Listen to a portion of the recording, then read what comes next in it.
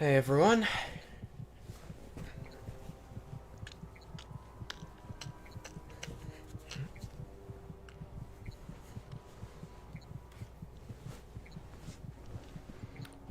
Hello to those who have already joined. Give me 1 second.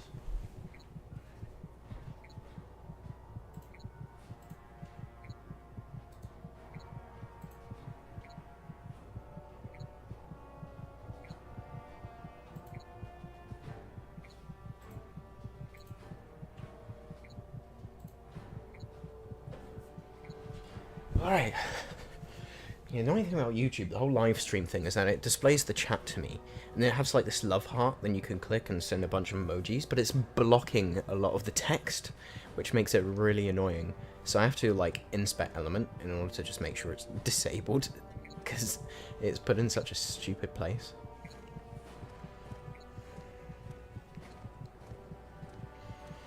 But YouTube doing dumb things, what else is new?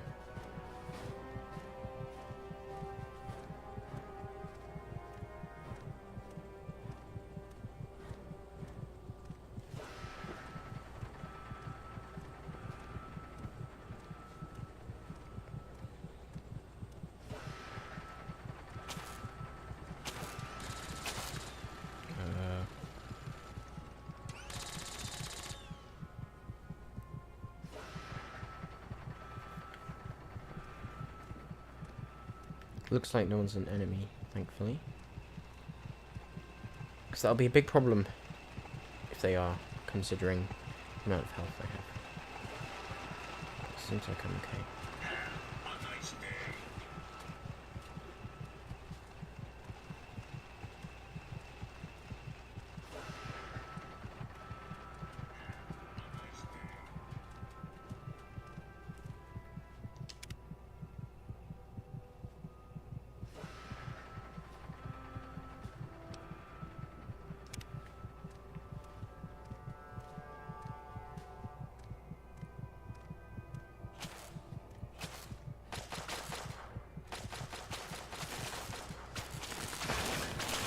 Oh, those are enemies, alright. Oh no.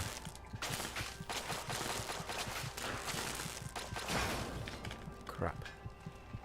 Let's see if we can get these sentry bots to kill them. That's it, buddy.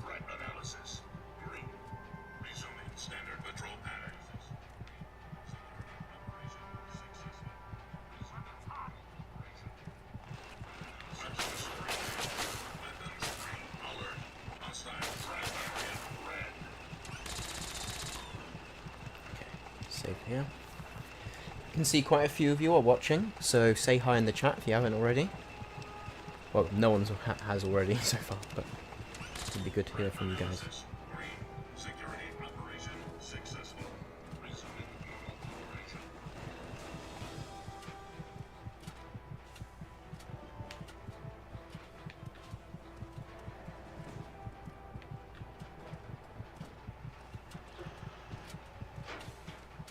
I'm going to push this guy towards them.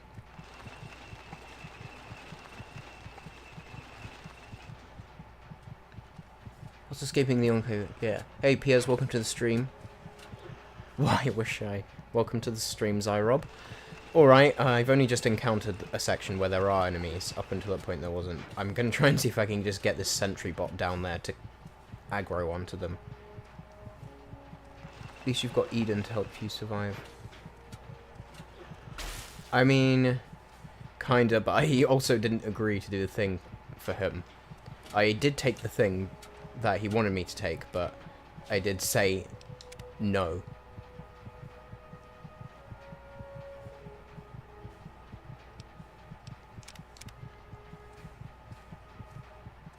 So I'm wondering if that'll affect things.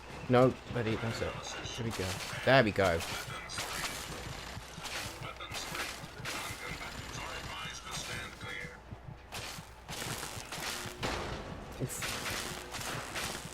Oh gosh, this guy's gonna die, isn't he?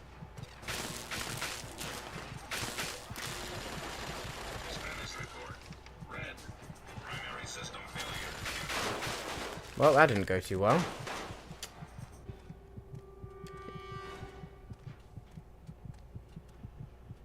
Yeah, you can turn it into older lines once you return back. Yeah, of course.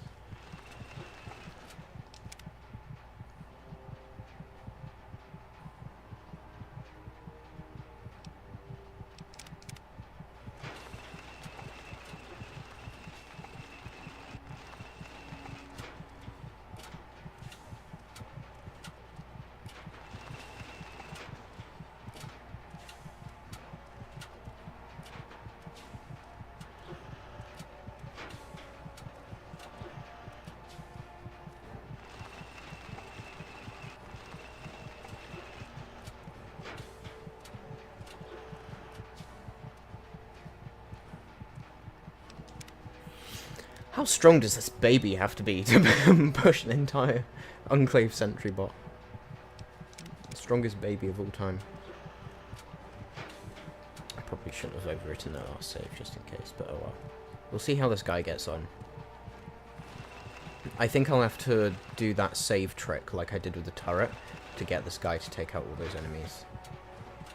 Just because I think I'll probably also do the save trick to just run past them, but it's going to be very tedious and not easy.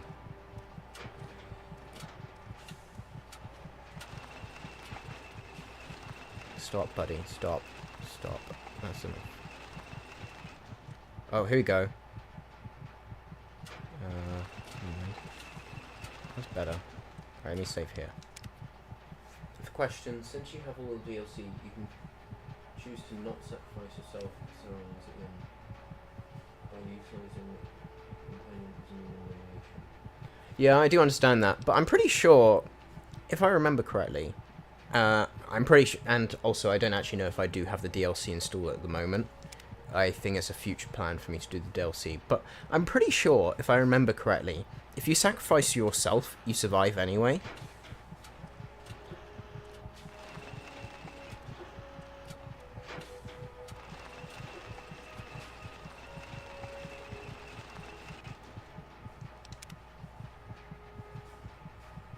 I do remember the whole thing about Forks refusing to go in prior to the DLC was so stupid, like, no, I will not take your destiny away from you.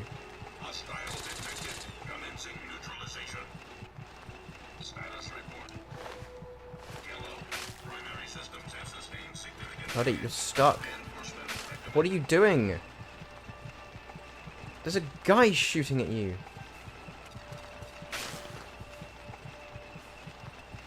Can you stop? This guy's a bloody idiot. Broken steel enabled, otherwise you die. Yeah, but I mean, I'm pretty sure, like, regardless, if I want to continue with the DLC anyway, like, I'll be able to continue from that save once I do have the DLC installed.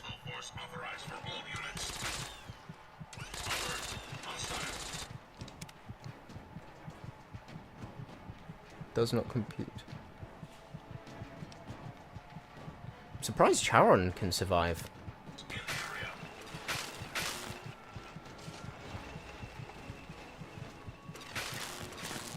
Oh!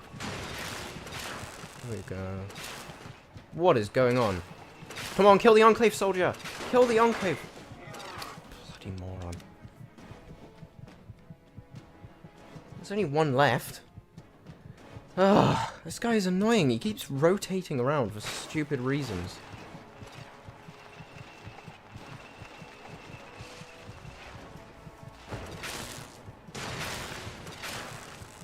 Come on, you almost got him. Nice. Ah, that was dumb.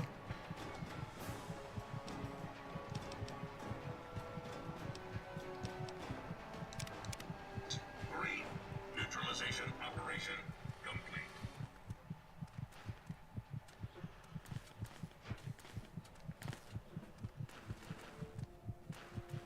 Okay, that's just the thing. I thought that was someone shooting.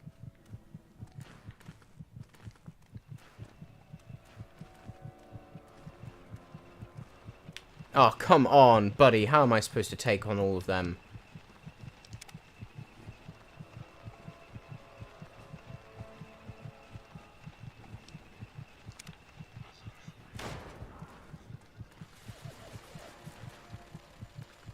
Hey, bro. Do you mind?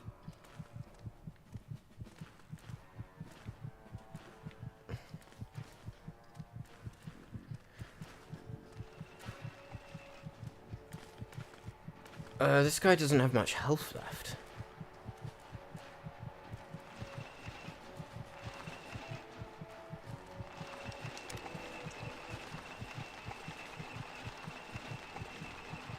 Oh, a different question. Are you allowed to kill robots? I mean, so the... had a similar thing to this before where, like, if something's sent... Like, I didn't want to kill certain robots because some of them displayed signs of... In Fallout New Vegas, they displayed sentiency.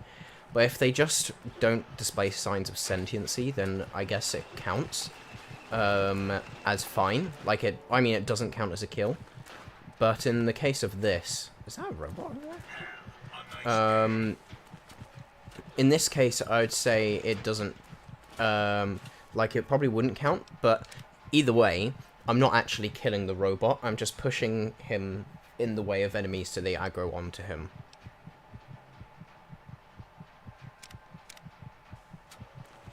And I'm not pushing them into certain death, because they do have a chance of survival, so...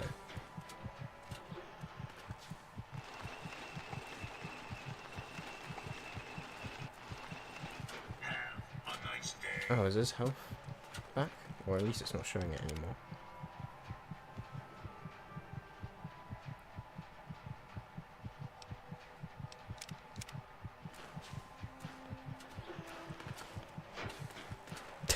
It's funny seeing him move at an angle.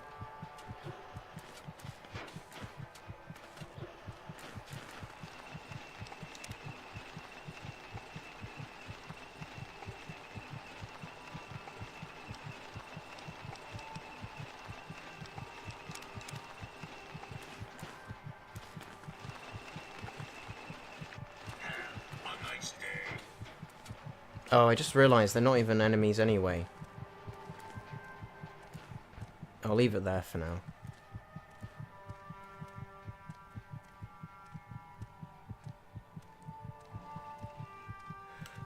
Oh yeah, I just meant in general, if you are allowing yourself to kill robots, I do like the idea of excluding sentient or apparently sentient robots. Yeah.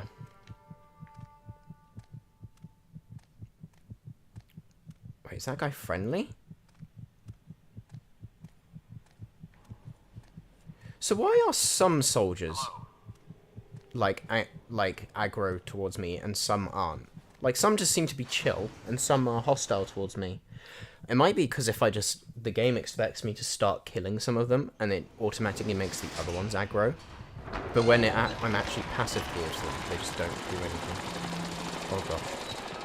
What enemy is that? I see an enemy. I see many. There's probably a lot of enemies actually.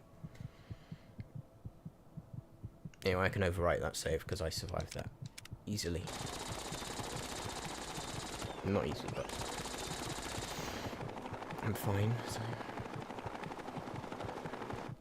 My friend! Okay, I cool. see I found you at last.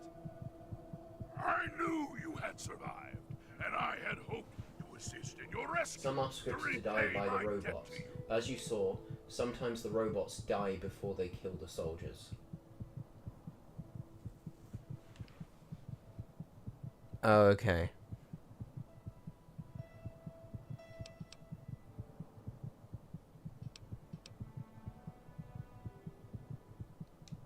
Yes, and imagine.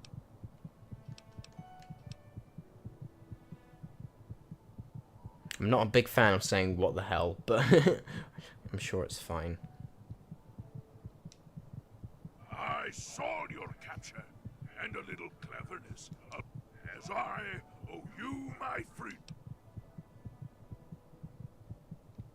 My friend, I would be honored to follow a hero such as yourself. Shall we go? Woohoo! We got a new follower.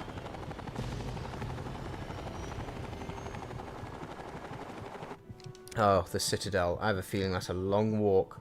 I really hope there's some kind of river or something with water nearby.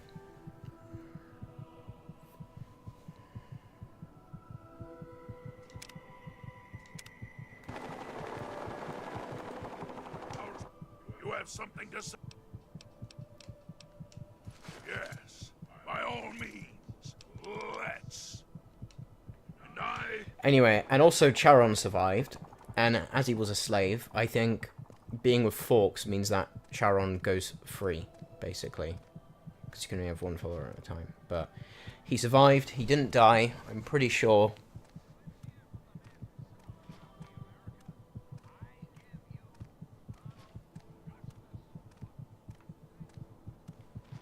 Because it normally gives a notification otherwise.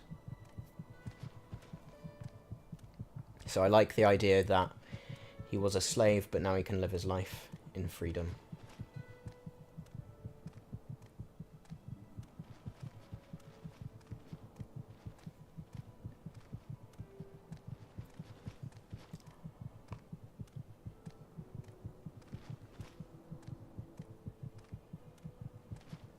Oh, you're near the corner of the map, and there's pretty much no rivers nearby. Yeah, I know the walk's going to be long. Fitting end to his story. I wouldn't say end, especially since I think all your companions show up at the end, but I'd say, but a fitting way for him, his story, the slave part of his story to end. Oh gosh, I need to watch out for that enemy. I hope he doesn't spot me. I probably shouldn't have taken a shortcut. Do not, please, I beg of you.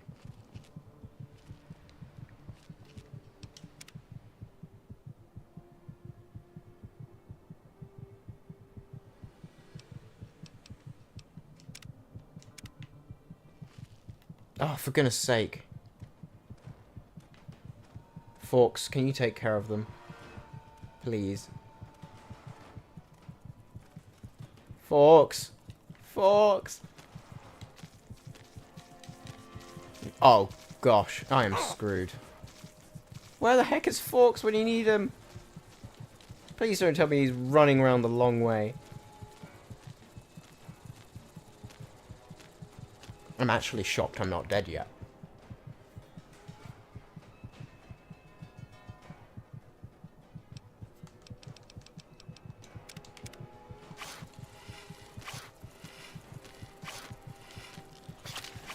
There we go, that's the one. Okay, I'm going to delete that save because there's no surviving that one. Alright. I really hope there's somewhere I can drink from. Oh, I keep forgetting that's not delete. I have no healing items, Piers. Because we were broke as heck. The only time I ever made any caps was with a caps glitch in order to hire Charon. I have like 2 caps in this game, so... And also, I've heavily limited how much I can actually take, because I don't want there to be a risk of it being stealing. So I'd have to strongly argue that it's abandoned in some way, basically. There are times that I feel the primal part of me pulling me away. Anyway, I'm pretty sure, unless I'm mistaken, I think Fawkes is essential. I know Charon was not essential for some reason, but I think Fawkes is, surely.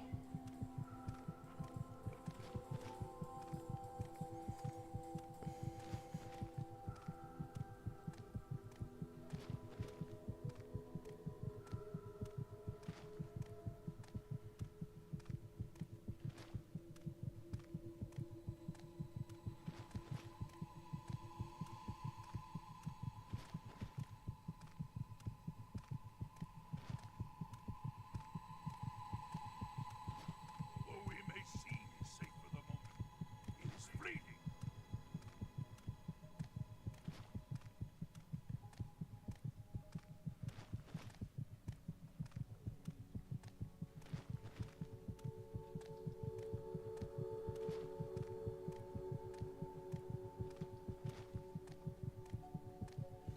Oh, so all of your companions can die.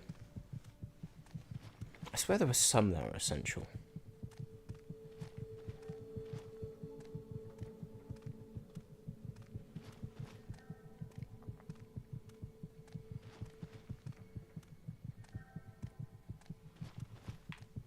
Oh gosh, there's an enemy up ahead.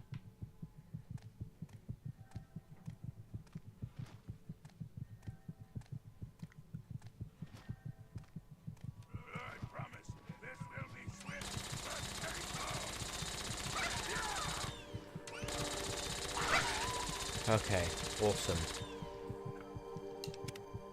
Woohoo! He is powerful as heck.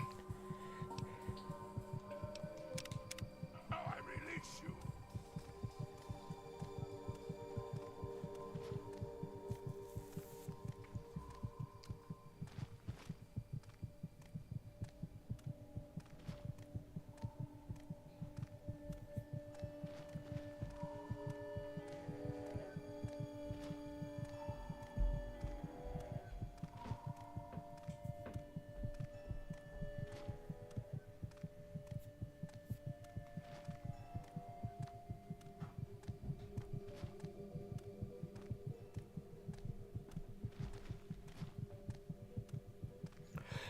Whoa, there is water nearby. There's water right there.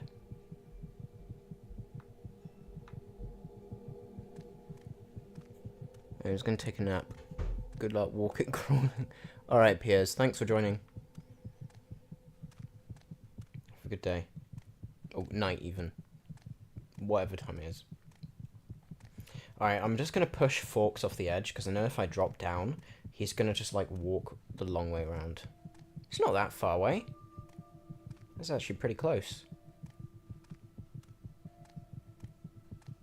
At least it doesn't look that far away.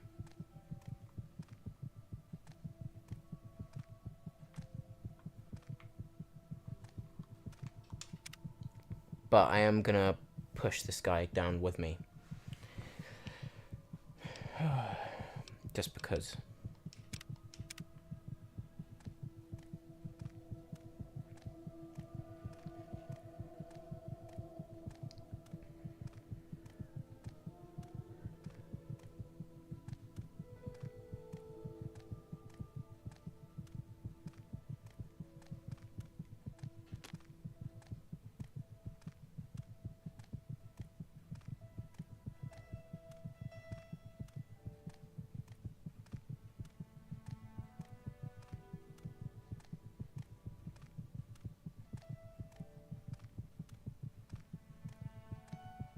Though we may seem safe for the moment, it is fleeting.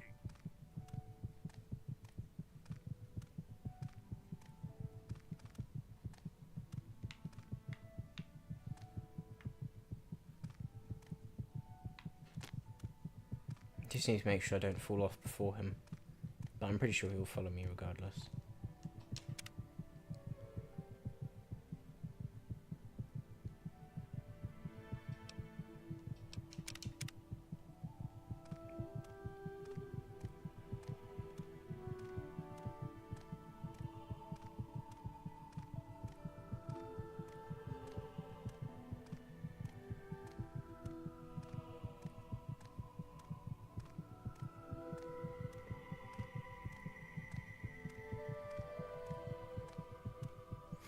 Gosh, just this little tiny guy pushing this massive mutant. Hey, ye boy. Yeah, I just escaped the... What do you call it? What's his name? Well, I escaped after talking to President Eden, so I'm basically at that point. And we've got Forks as a companion. Charon's still alive, but he didn't follow us here. So, since we have Forks here, it means that, like, he's basically free as a slave now.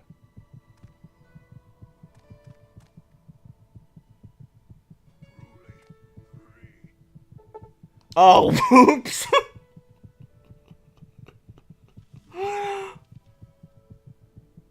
I did not mean to do that. Wait, can I survive the full damage? Nope.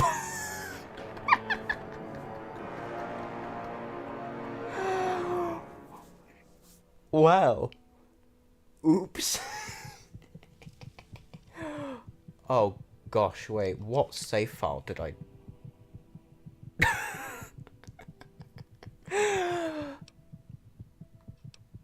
Okay, I did make a save file before this. So, how?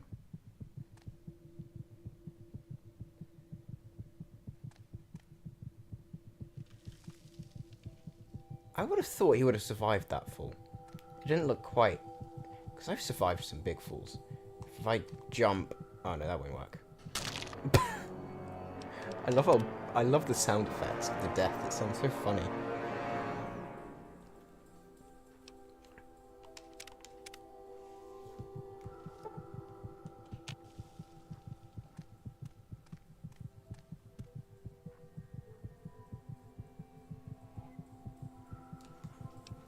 Yo, I just realized something.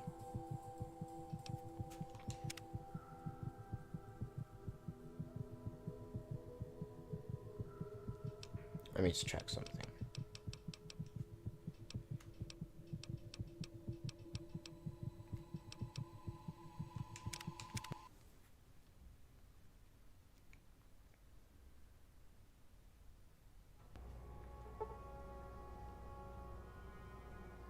Oh, gosh.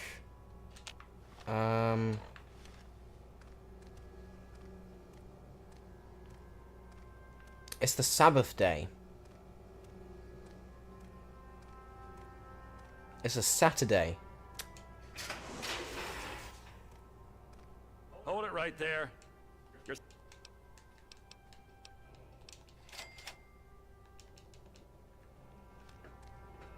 President, I'm sorry to bother you.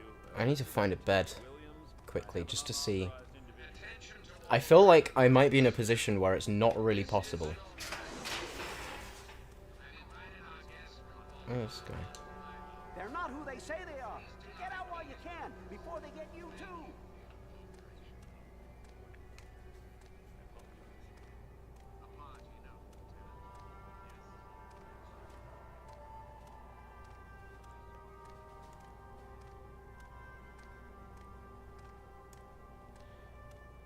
Oh, this is a problem.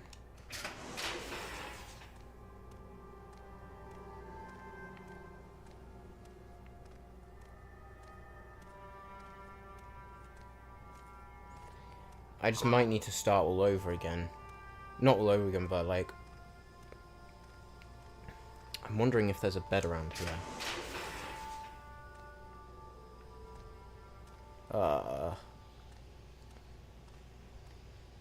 Hey, Duke. Oh, okay, cool. You're watching this from a doctor's appointment. That's kind of funny, actually. I actually am further along than this. I did escape this place, but I've also realised that it's basically the Sabbath day. I didn't even notice. And I can't find a... I don't know. Like a... I can't even find a bed or anything. Is there even a place to sleep here?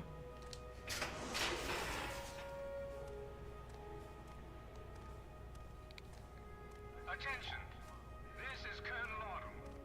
There's a bunch of chairs. To ignore the president's previous directive. Do you think sitting in a chair for 24 hours would count? I repeat, shot on sight. Because we're resting, not sleeping.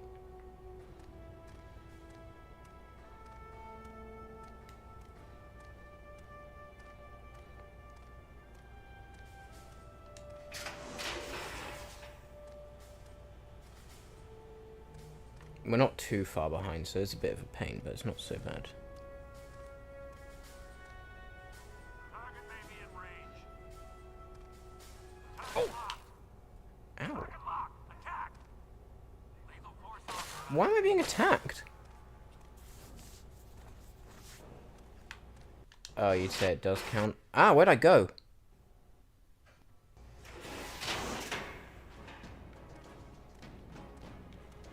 Alright, I'm gonna...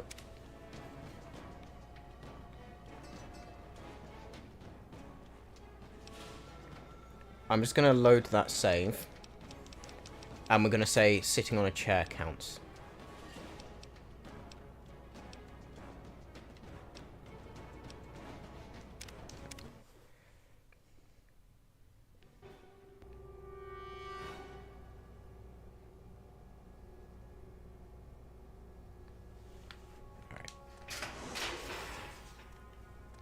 Hold it right right there. Yeah, I know You're what to do supposed- here.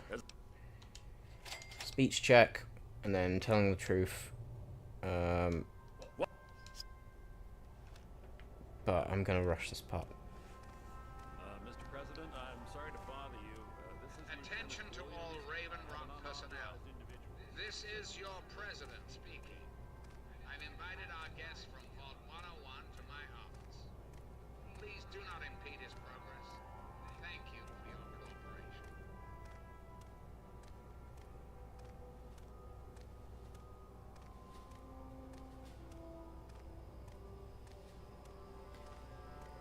Yeah, because to be fair, it says rest. Like, the Sabbath day is a day of rest, not sleep.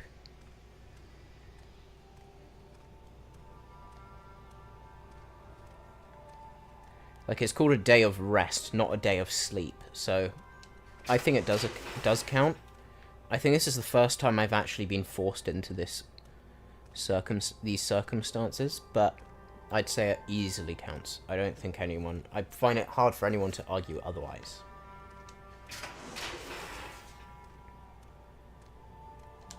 Attention. This is Colonel Oh gosh. He's superseding the command now. That's not good. So that means I have to deal with them sooner. So there seems to be like a time limit that triggers it. You are hereby ordered to ignore the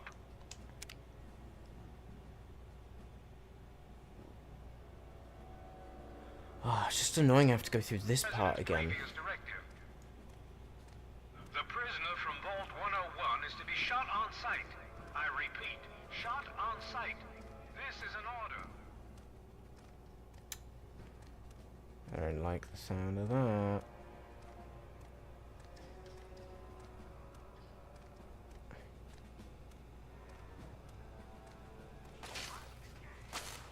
Let's save here. I might do the save and load trick to save as much health as possible, because I was on 1 health bar before, basically. It is frustrating that I have to do all of that again. Oh, great. Is that the door?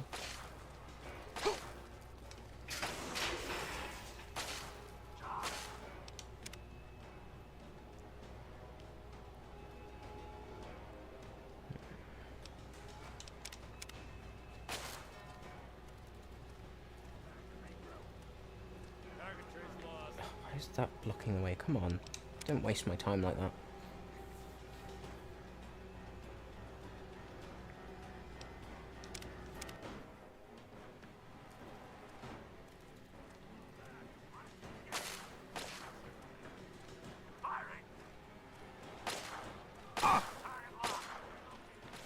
Where's the door? I feel like I'm not going at all the right way. Out the way. Oh, it's here. This is the way. Okay, here we go.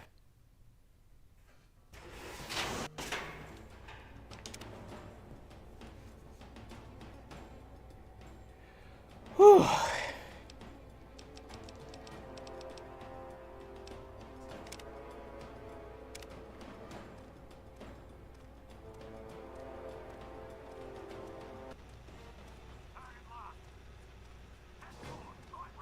I'm on slightly less health now than I was when I last went through this section. But I can still kind of safe scum my way through it.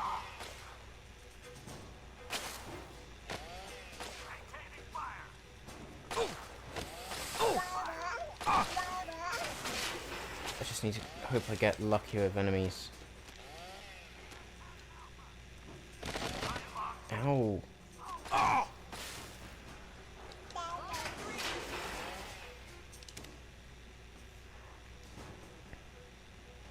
But yeah, I'm glad we're both agreed that that counted as resting. Fall back. Retreating. And honestly, anyone that can argue otherwise when it clearly says day of rest and get lost, because there is no way. That's just, it's such a reach otherwise.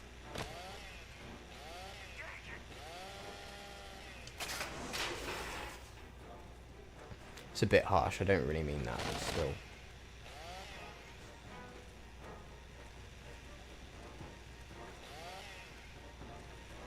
Am I getting chased by a guy with a chainsaw? Oh, I am! Gosh, that's dark.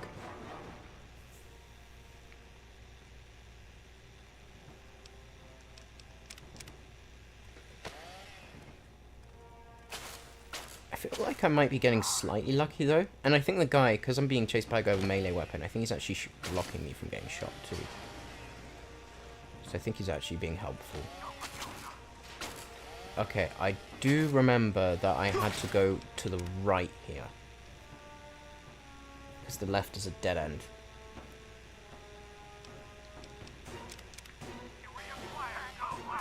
Still, these guys aren't helpful. Come on. Oh! Right, let's save that. A baby running away from a maniac with a chainsaw. That's horror movie levels of scary right there. You don't say.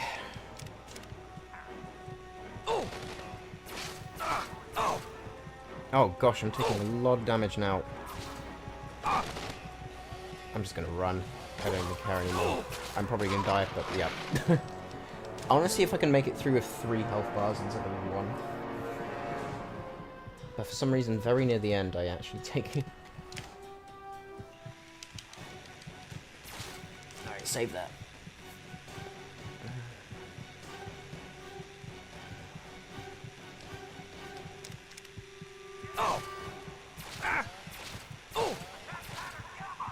Come on. 2 health bars.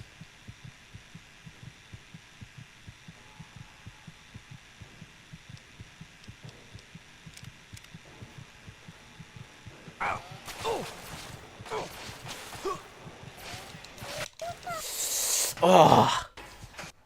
Exact same position as before, but we're safe. So I'm in the same position as I was before. This section's also pretty weird, because these guys just randomly attack each other for some reason, but don't attack me.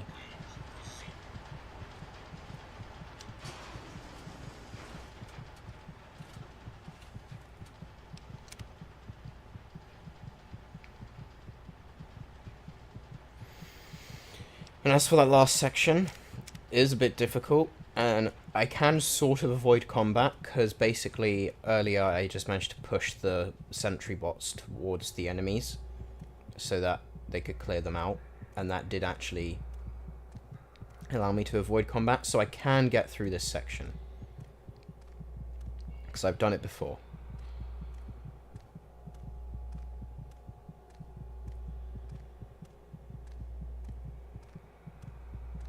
Oh, 1 second, let me just drag that thing. Windows 10 often comes up with annoying pop-ups. Like, it was just reporting that it had a virus scan and couldn't find anything, but it's like, I don't really need to know that. But, it did actually go away by itself. I thought it was going to be there the whole time, because sometimes it does.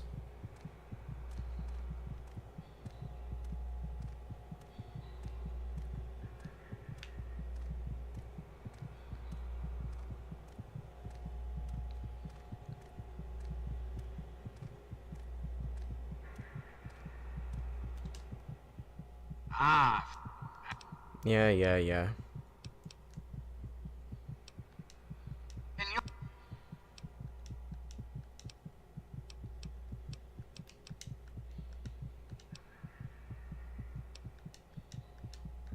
I don't know what to do from here.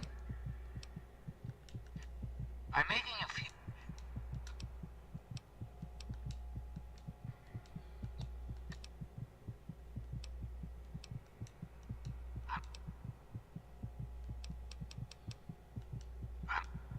Alright, so I basically say no, but I still take the vial.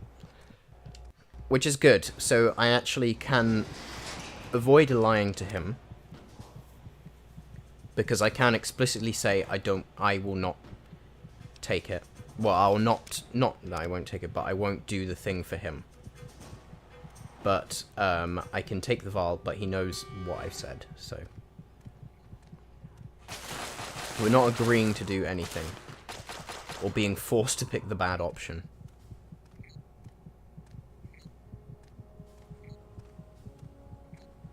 Oof. I don't remember that part.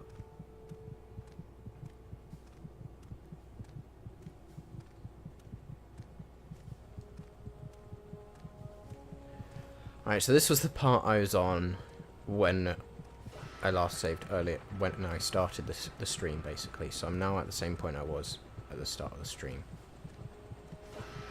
But now we have rested on the Sabbath day.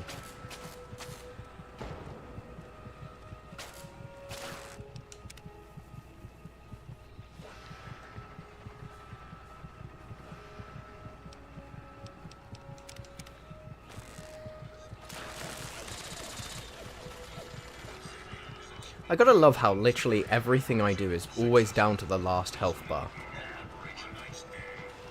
Alright, I know what to do from here. Now I need to just get these sentry bots down there. Ugh, if they'll stop being so stubborn. Don't go that way. Stop. Can you turn back, please? Stop moving.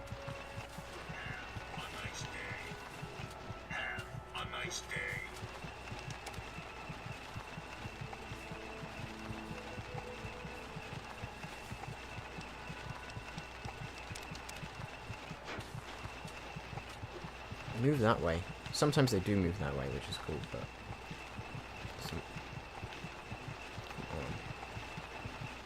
Stop fighting me. Okay, this guy's somewhat near where I want him to go, so... I know they do go down there, so it's just annoying when they don't go the way you want them to.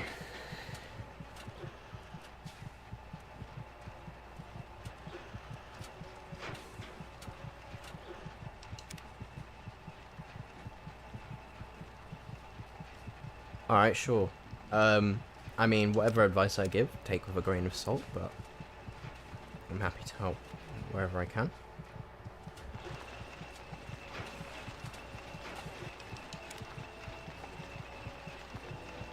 Stupid bot, man.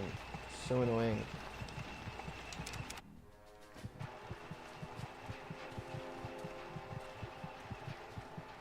Lately I've been experimenting with the Godot game engine, trying to make some stuff. It's actually funny you should ask that. I mean, say that, because I've literally, not with the Godot engine, but like I have lots of years of experience with Unity and C#, because I develop apps for work, but not games. But only recently have I actually been inspired to actually develop my own game. Mr. Rage, welcome to the stream.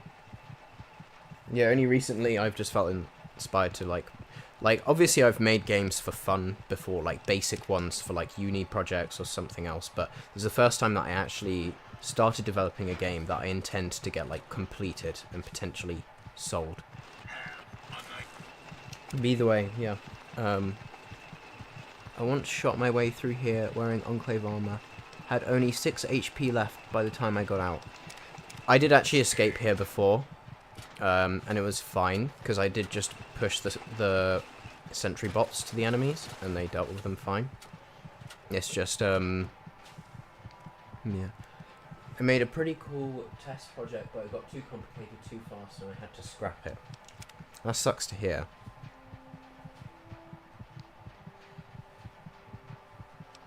I mean, what you ought to do with stuff like that is that you set... I don't know if you've used GitHub or anything like that, but... or GitLab or something like that, but I would set up a repository. I don't know how good... I think it's pronounced Godot. I'm not sure how good Godot is with Git, but to avoid it from, like, over complicating, or like say you get to a state where you overcomplicate the game, that's precisely why like you kind of instead of having to scrap the entire thing, you can at least just revert to an earlier part of the project. The latest version has Git built in. Okay. Well, I'd say make frequent commits at the very least, so that way you can much more easily avoid situations like that, where if it gets too complicated, you can just load an earlier state. Yeah, see, I've heard some people say Godot, and I've heard others correct it and say it's pronounced Godot. So I'm not really sure.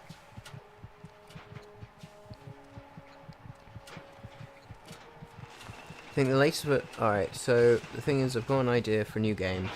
The issue is just me being bad with code. Alright, well, I think... I don't really know much about Godot as a software. I only have experience with Unity. But I do know that Godot is up and coming. When it comes to... like, is very much hyped up now, especially with the whole situation with Unity trying to enforce a new pricing scheme, and that backfired massively. I think the thing about Godot... Oh, shoot. He's an enemy. I think I'm good, actually. I just realized. Alright, I think I actually completed this section now. Back to where I was before. But yeah, first piece of advice, use Git, have a repository set up, and push stuff frequently so you can revert back whenever you need to. But in terms of whether to use Godot or not, I guess it's like, I'm not 100% sure on how to advise you on that, because I've not used Godot. But I think... the thing is, like, one thing I do recommend, first of all, is the game you're making 2D or 3D? That's one thing I need to know. Is it a 3D game or a 2D game?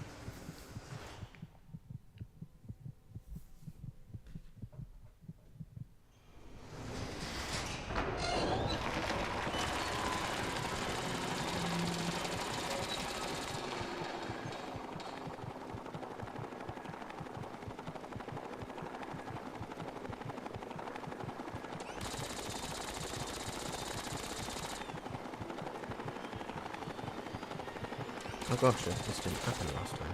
Now I'm taking my enemies.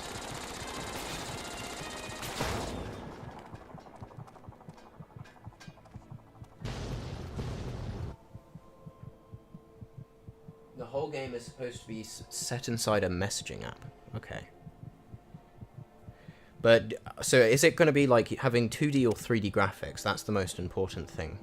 Because that'll make a big difference as to what software is appropriate for you. And I think regardless of which one, I'm pretty sure Godot would not be the one I recommend. My friend, I see I found you at 2D. last. Alright, so Godot has, like, it is better with 2D games than 3D games, from what I've heard. And, like, I've heard people say that it is actually, like, a good software for that. But I've also, the thing is, like, with any software like Unity or Godot, for both of those software, I think the recommendation is that you know how to code. Because otherwise it'll just be a bit not as good of a time. I know with Godot and with Unity, to be fair, like, there's still a lot of things you can do without having to know how to code, but you'll be much more limited. So there is one software that when I first started, like when I made my first game just for a bit of fun, and it was not a great game. Okay, you do know how to code, you're just bad at it. Okay, that's fair. In that case, then Godot might be a good option, because from what I've heard, it is slightly better with 2D games than Unity, or at least a similar level. My game is 2D, and I'm just using Unity purely because I have so much experience with it, and I have a lot of coding experience with C#. But if I was starting, I would want to start with Godot. You're focusing more on story than gameplay on this. Okay.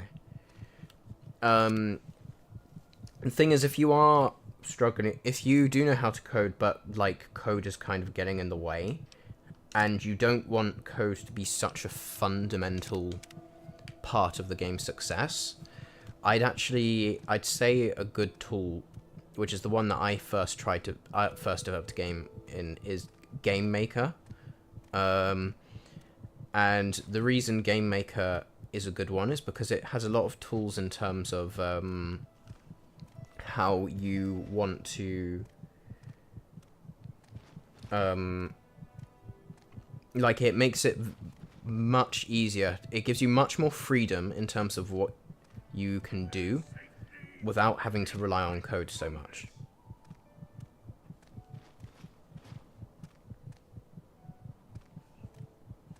And also, Game Maker, the company, actually did recently. They've only recently brought back a thing they've done where you don't actually have to pay a monthly subscription anymore.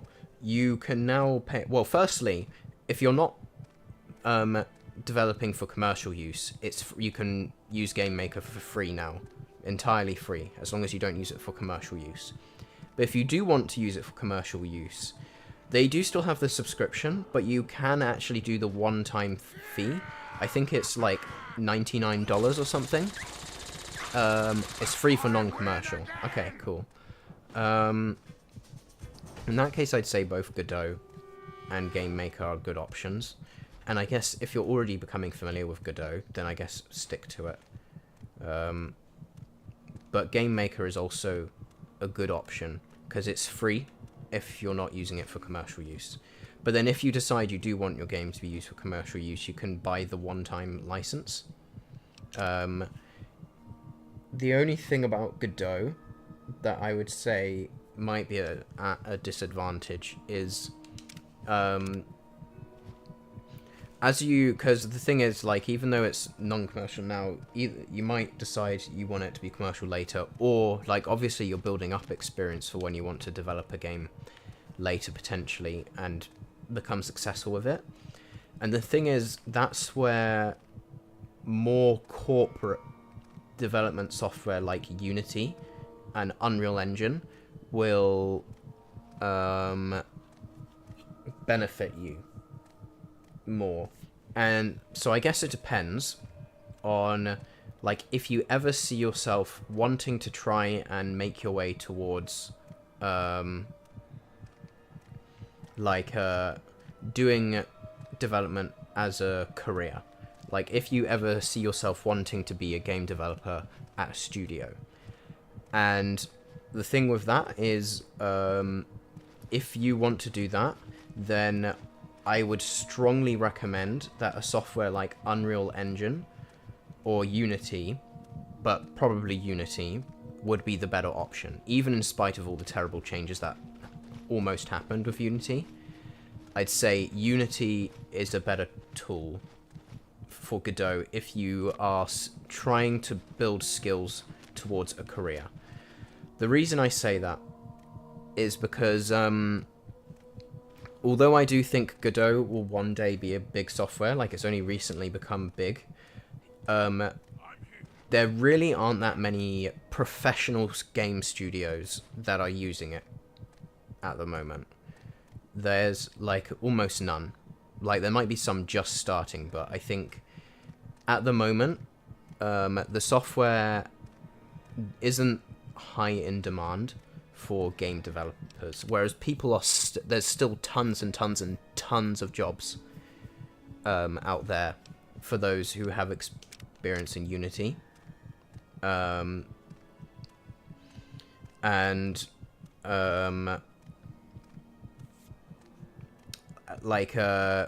Godot is right now mostly used by people who are developing as a hobby. Like, obviously there's been some professional developers who have tried Godot, but the reality is that the vast majority of them are people who are doing it for fun, or like they're like hobbyists and they're not really seeking a career.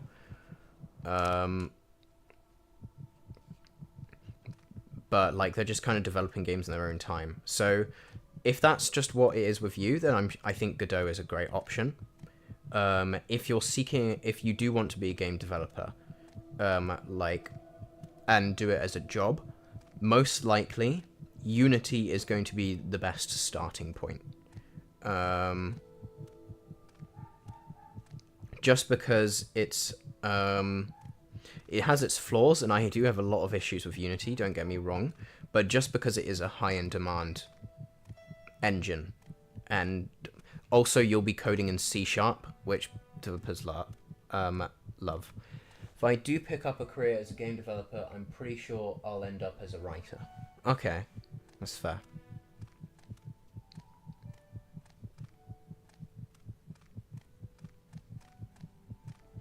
Either way, it just very much depends. I think if you're seeking a career and you want something that's good for your portfolio and to work your way up the ladder, the corporate ladder, then I would say without a doubt that Unity is the best option.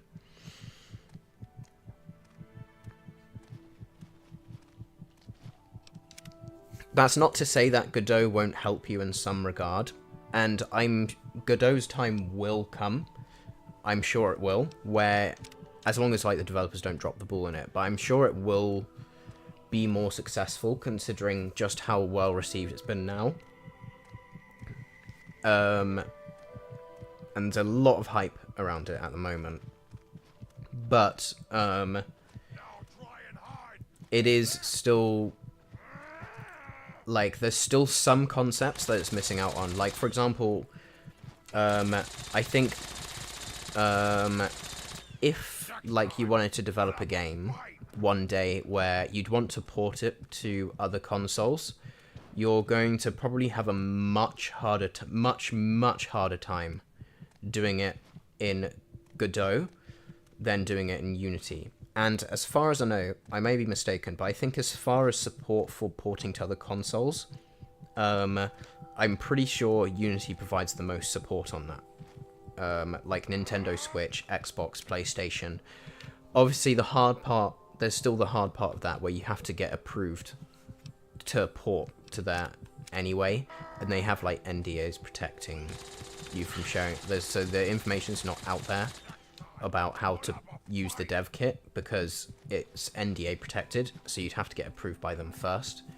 But once you have that approval, using Unity will probably make your life a lot easier than if you used Godot.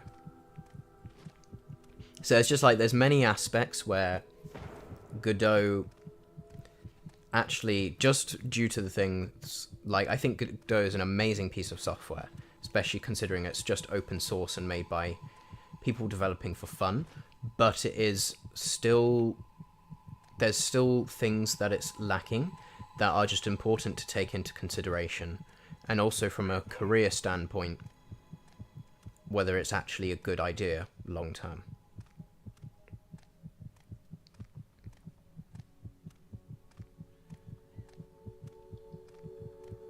Alright, pretty much up the river now, which is good.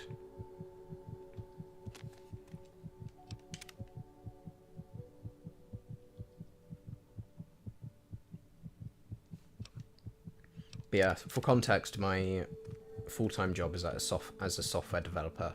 In my team, we develop apps that use the Unity engine. So I am biased on that front. But I also know that Unity does have its problems, but I know what its strengths are, too.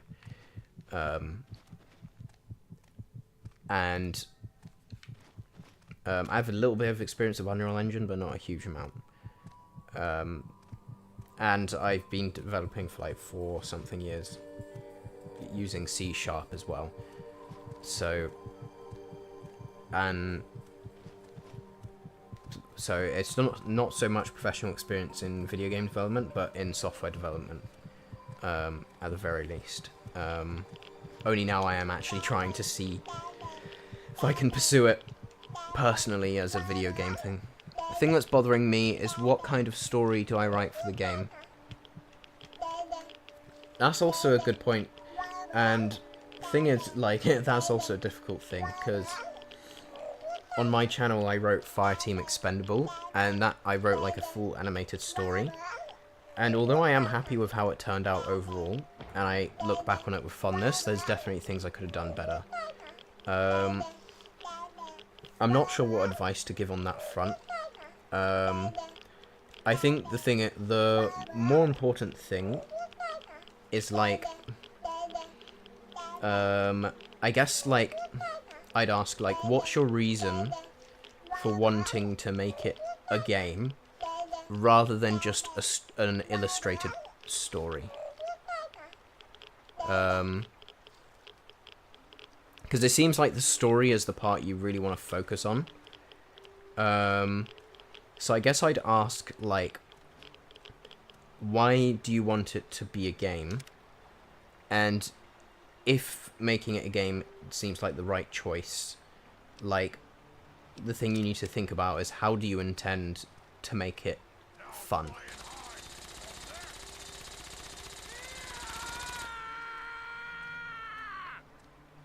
This guy's crazy.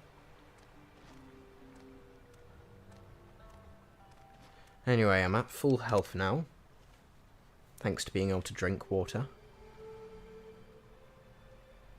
We've rested on the Sabbath day, and I'd say we're in a pretty good spot. But man, it is going to be a long walk. Oh, crikey.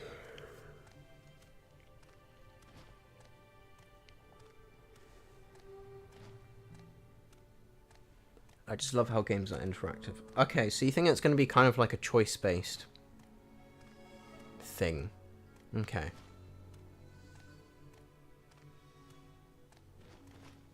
It's funny you say that, because it's like TV shows have actually been trying to take that into account. Like Netflix has had more interactive like stories.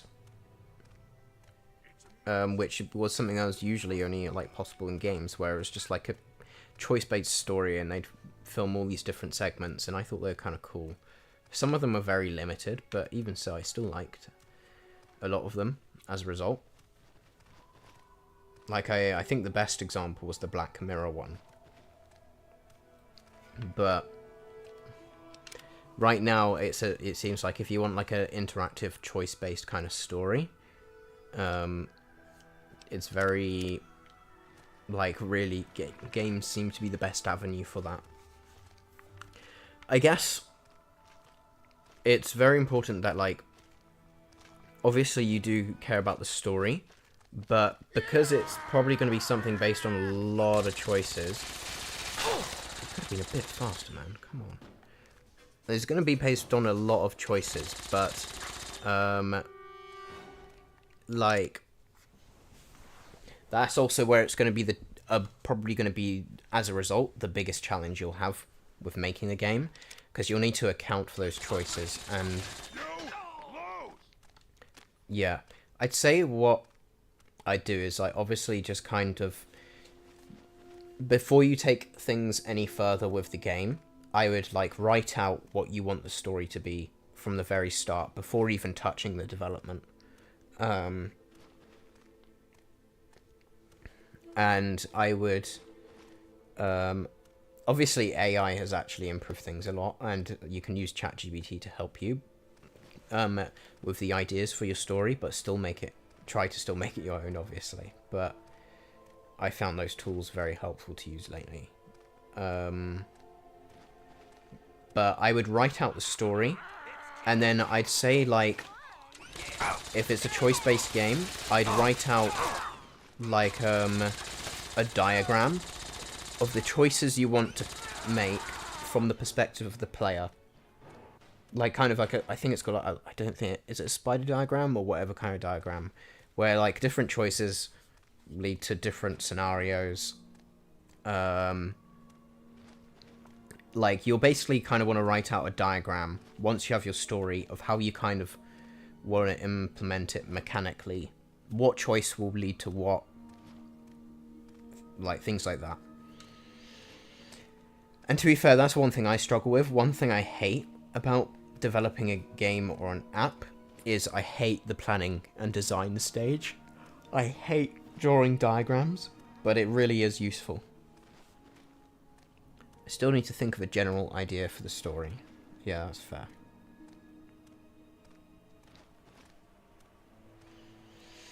Do you have anything that you have, like, so far? Or, like, just things like...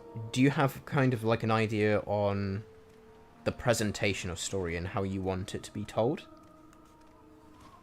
And do you at least have, like, a concept in mind? Like, a very basic concept?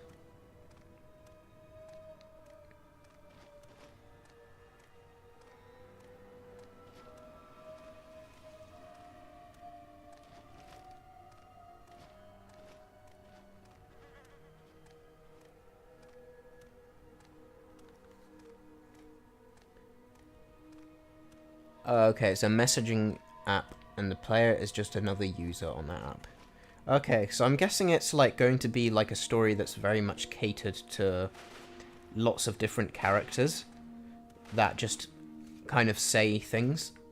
So there's probably going to be a lot of element of like just getting to know certain characters, and there's just basically going to be a lot of talking, basically.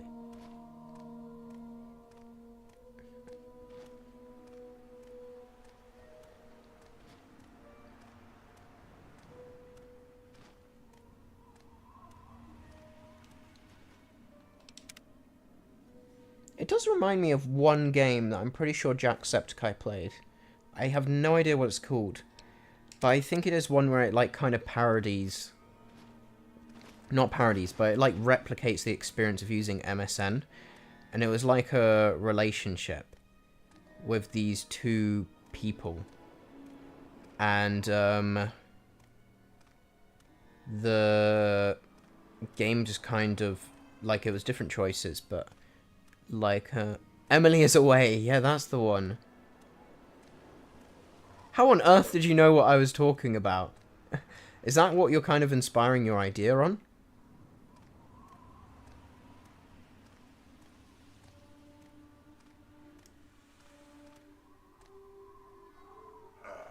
Oh, darn it. You've had it in your Steam library for like 5 years. Okay. So would you say that's actually the kind of game you're going for? Or like at least something similar to that kind of concept?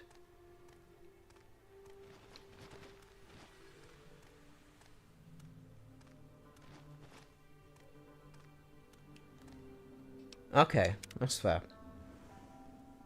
I think I understand.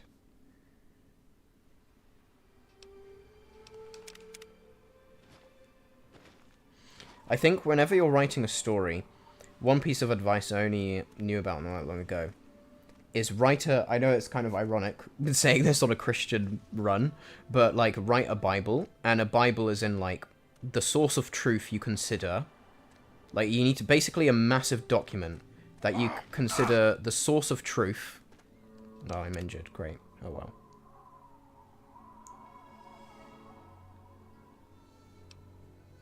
My head hurts, I'm gonna lie down. See you guys next stream. Alright, Zyrob, I hope you get better soon. Sorry to hear that.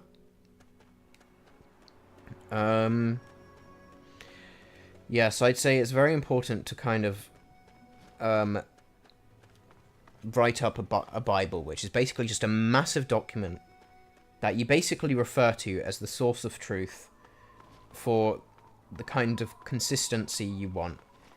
So you'll kind of want to write just like a basic beginning and a basic end, and like after that kind of write about each character you can think of. What are their what are their like personality traits, like what are their main motivations, things like that, and just make sure you refer to that Bible to make sure that every choice or every decision that they make is in line with what their character is.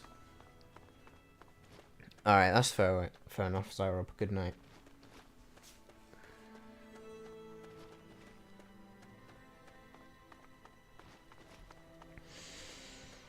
But yeah, with writing stories, it's obviously very hard.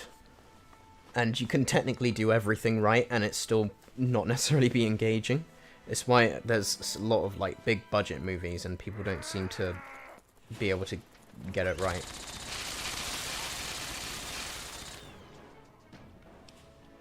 I see you've made it past the Enclave. Yes, Josh, and welcome to the stream, by the way. Good to see you again. And also, we actually did, I actually had to do it twice because I realised that, I didn't actually rest on the Sabbath day. So I loaded an older save, and I just sat in a chair, because we all agreed that it says rest and not sleeping. So we can rest on the Sabbath day by just... Because they didn't have the bed, we just sat in a chair for 24 hours. And then I escaped again.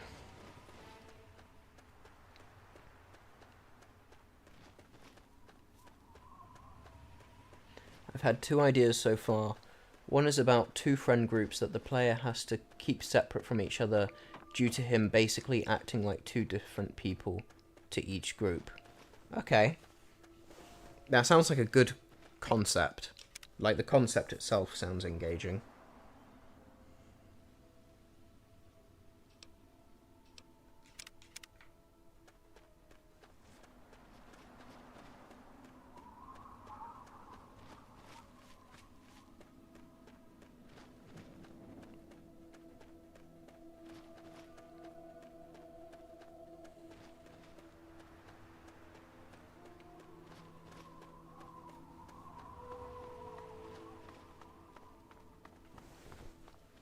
The other one is about tracking down an old friend who you haven't talked with in a while.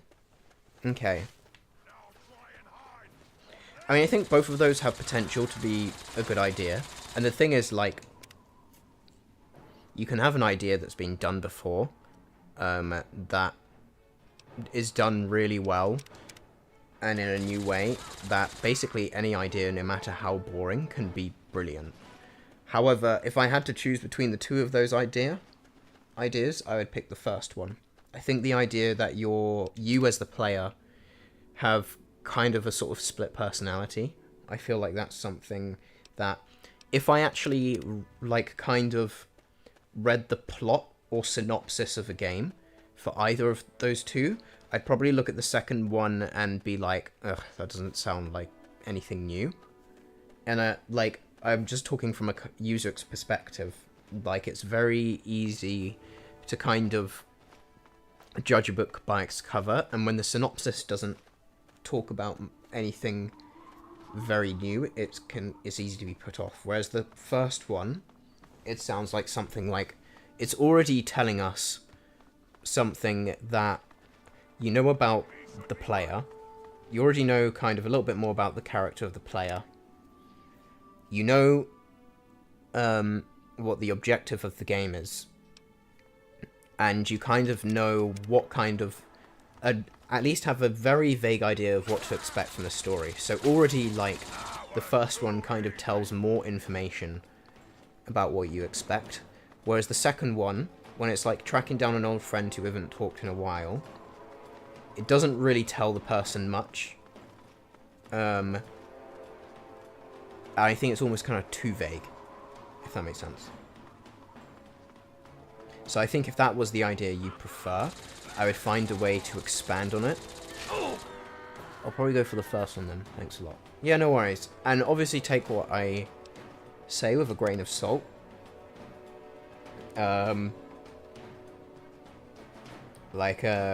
It's just in my experience, like, as a user, trying to obviously just give my guidance, but ultimately the decision is up to you, and if you truly feel like you can do a better job of the second one, go for it, because ultimately you have a better chance of writing a good story if it's the idea you care more about.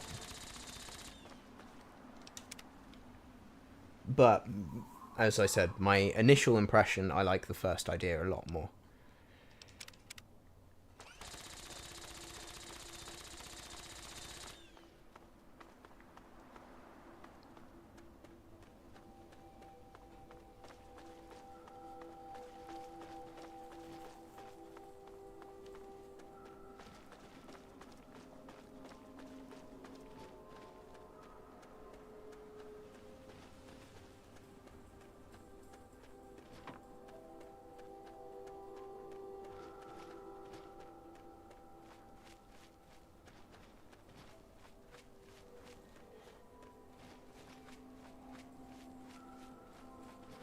Oh, okay.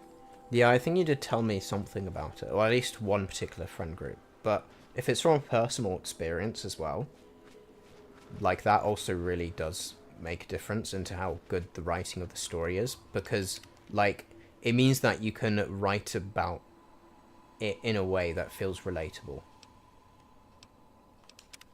or at least feels authentic. No more games. Time to die.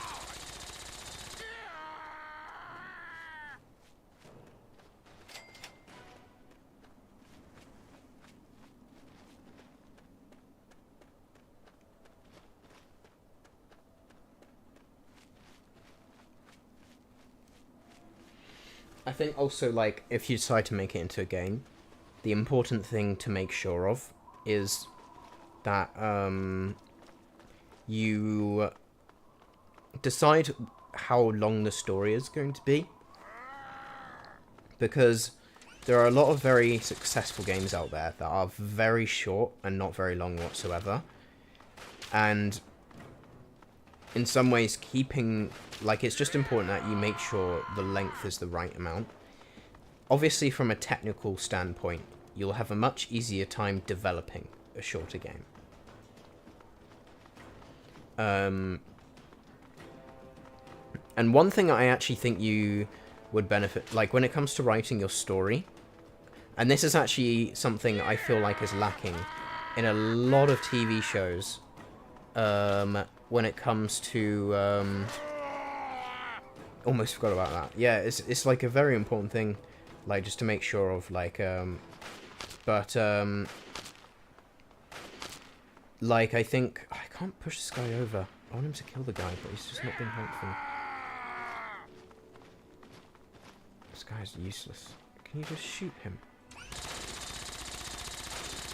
Next time. There we go. Fight. Thank you. Yeah. One thing I actually feel like both games and TV shows, I feel like actually like more than 90% of shows get this wrong, is that there's often too much filler. I feel like this is actually especially the case with animated shows. Like, if you think about any cartoon where it's like sort of catered to kids but has a decent story, like Star Wars: The Clone Wars, great show, and there's a lot of kid shows that are like well written. However, there's just a lot of them, almost all of them, suffer from the problem where there's too much filler. There's a lot of kind of in-between episodes, or in-between things where they're kind of not really relevant to the plot, or optional, and some people like them. I personally, it depends, but it's very important to just kind of cut down on filler. And obviously, if you cut down on filler, like, that's less development for you, so it actually saves you anyway. But it's just very important that you don't drag out your story, and you make use of the time that you're giving the person who's playing the game.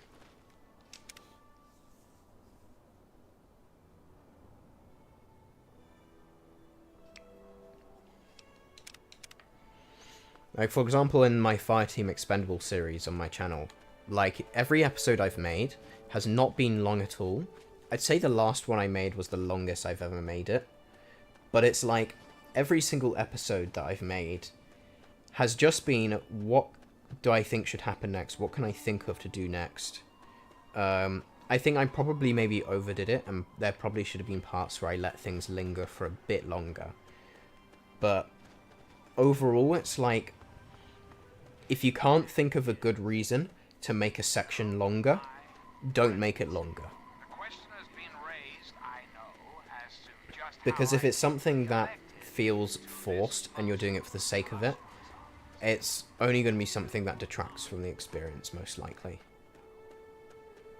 Like, any amount of length you give something should have a purpose to it.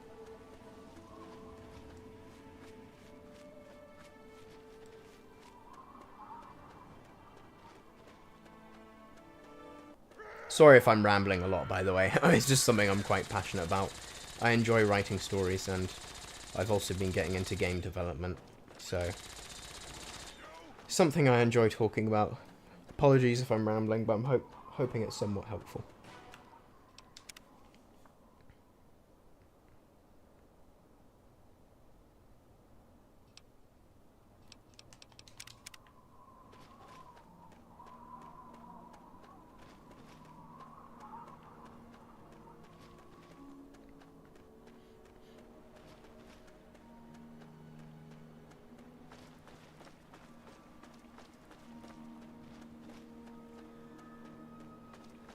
Yeah, I'm glad you think so. It's just funny that you brought up the whole Godot thing after I only recently decided to get into making a game. I'm actually trying to make a game myself. I can tell you about it if you want. I haven't properly thought of a game on, like, so far I've got a title called like Survive the Games. I can't remember what else I called it, but it's I'm trying to make a game that's somewhat inspired by the Alice in Borderland TV show. I don't know if you've seen it, but it's sort of like Squid Game, but a little bit different. Cool.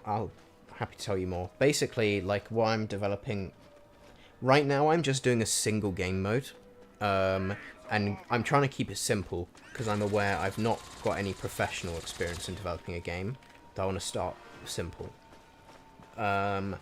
But if it ends up going well, I might turn it into a much bigger experience where there's I do want it to be like just an entire RPG set in a prison, and there's a bunch of games you play and you survive, and it's kind of like there's 100 people in the prison, and you just got to survive until all the games are done. And there could be 0 players at the end, there could be 10 players at the end, there could just be you, but either way you have to get through all the levels, and like it's sort of story based. But that's like the ambitious side of it. Right now I'm just focusing on developing one side of it and just kind of turning it into a game mode that sort of resembles Among Us. So right now what I'm making is a single game mode, and it's based off a game from Alice in Borderland called Solitary Confinement. And basically in the game for Alice in Borderland, the whole thing was that players had a symbol on their neck behind them. They were not allowed to look at that symbol or use reflections to look at the symbol. But you can basically ask other players what your symbol is, and basically every hour you walk back into your cell, your prison cell, and you have to say what the symbol on the back of your neck is. If you get it right, you survive and go into the next round. If you say it wrong, or you don't guess it in time, you're dead, basically. So that's the aim of the game. And there's basically one character which, in Alice in Borderland, it was called the Joker, because it was one of the cards, but it would basically be the equivalent of the imposter. And the imposter basically has to try and kill everyone, and he'll win when it's just him and one other player left. And then the players win when the imposter guesses their own symbol wrong and dies.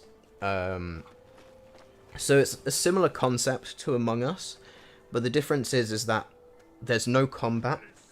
The imposter can't kill you. No one can kill each other through violence. It's purely a matter of discussing with each other and who can trust who.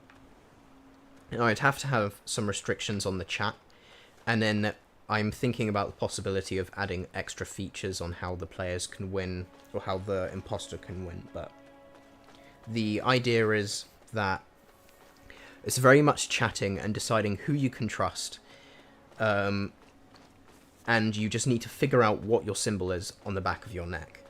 And if you get it wrong, you die. And it's just very much a mind game. Like, the concept definitely has potential. Okay, that's good to hear. I'm thinking of, like, making a separate YouTube channel for it, and then like kind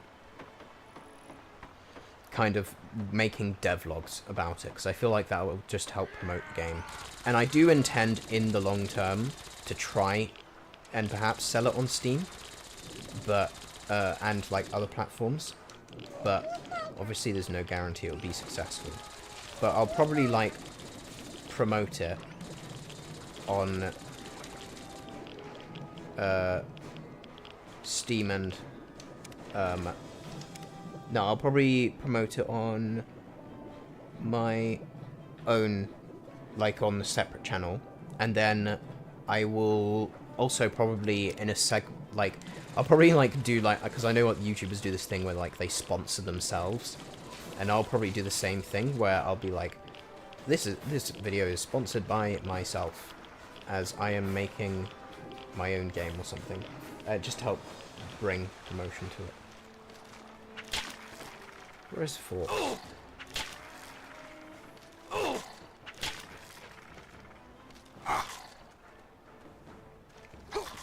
Is Fork still alive? Oh yeah, he's alive, alright. Pretty sure.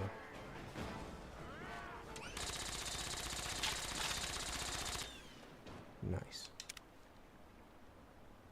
Yeah, I'd watch any devlogs you make. Oh, cool. That's good to hear. I'd appreciate that.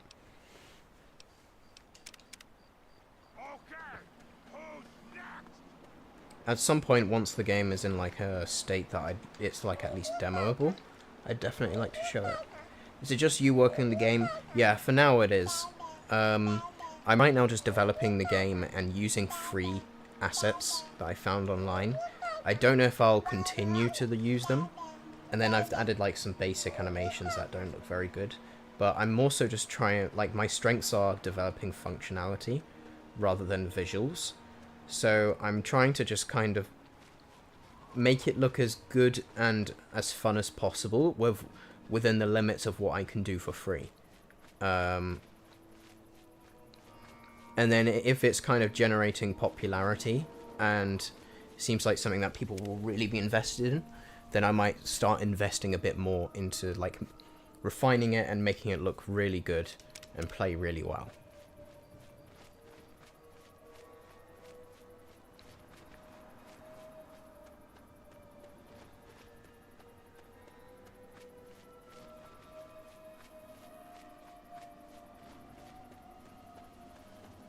Is it 2D or 3D? I have some experience in Blender with 3D. It's actually 2D.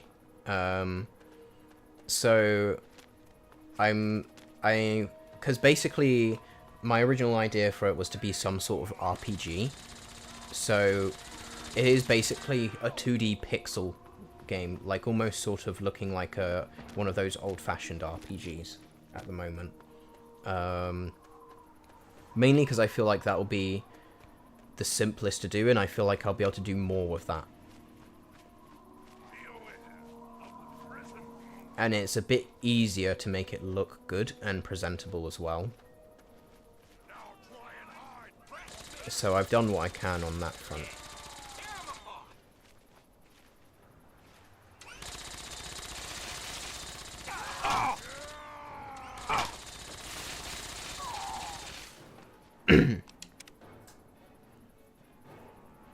But it's definitely something I want to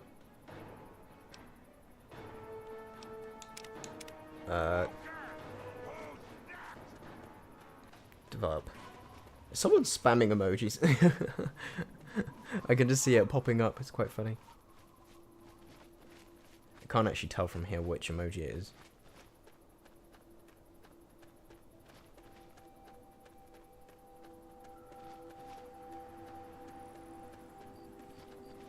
I'd love to help with the project. Always wanted to be part of the dev team. Alright, that's fair. I mean, I think for now I will start by myself. I mean, I'll see how I feel in terms of like if I want more people. If I do, I will let you know. For now, I want to see just how much I can achieve just by myself. Just because like I'm sort of inspired by the guy who made what's his name? Toby Fox or something. The guy who made Undertale. Like, I'm just kind of inspired, and I really want to just see how far I can get by myself. If I do feel like it is something where I do need more people, then I'll keep you in mind. Okay, good. These guys aren't enemies.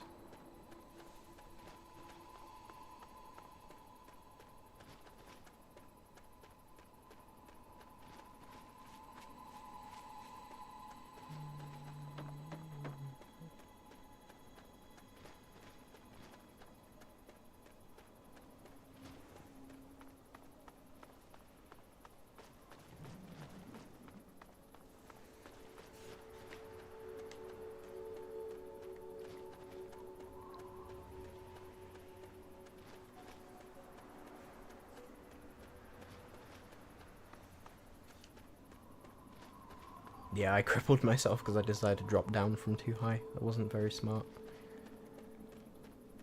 While I don't have much experience with stuff like coding or music, I definitely feel like I'll be able to help with concepts and writing. That's good. I mean, if I do decide to expand the game into like a full-on story, because that's like my dream for it, to like not just be one game but multiple games, like that you have to survive, and then it's set inside a prison. That's something I'd love to do, and if I do that, I'd love to speak to you about that for sure. I feel like that's something I'd enjoy.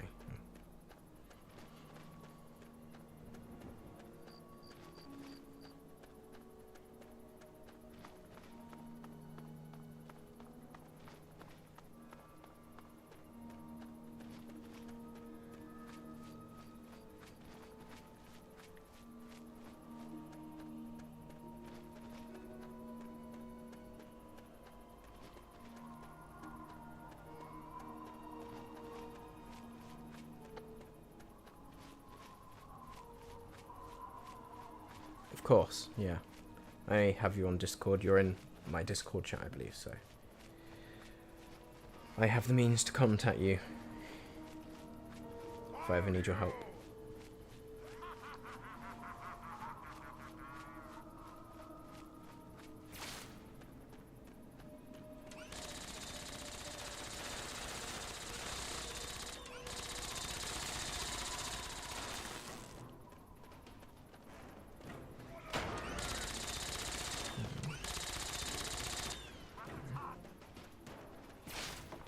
No more hiding for you!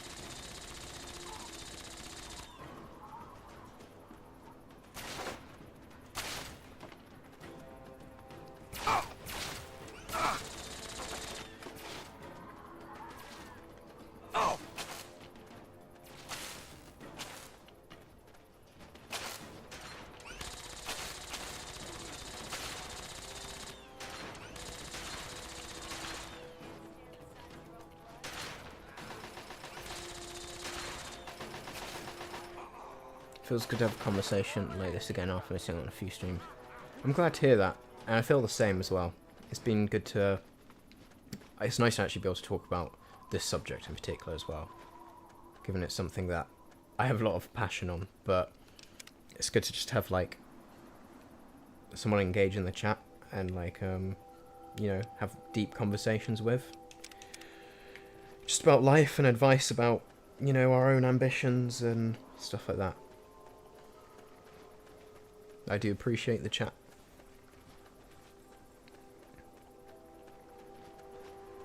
It's a big part of why I feel like it'd be a good idea for me to continue doing streams. Even though, like, the poll didn't win when I asked if people would like me to stream, I'm glad I chose to anyway, because it's like, sort of stuff like this, it's like, you know, whenever I'm playing a game by myself, it's, you know, it's fine, but for moments like this, where I'm just kind of walking by myself, like,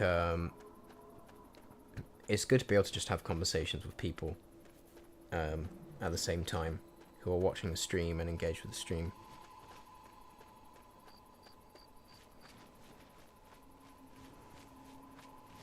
Is that a helicopter? Or is that just a very specifically shaped rock?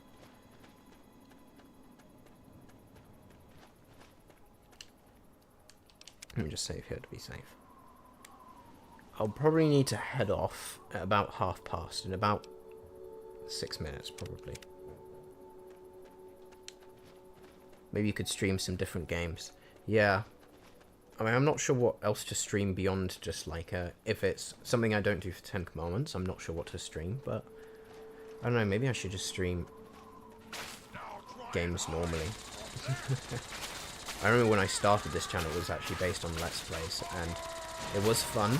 But I do remember the reason I stopped doing Let's Plays was because I did enjoy playing games just by myself, and I felt like kind of doing a Let's Play of the game often did kind of detract from the experience. But now I think it's kind of come to a state where it's been such a long time since I've done it that it's kind of becoming fun again. Like, I remember I streamed Halo Infinite. That is the most recent example. And I had a great time with my friends doing that. It's the sort of thing where I probably wouldn't have enjoyed it as much if we just played the campaign normally.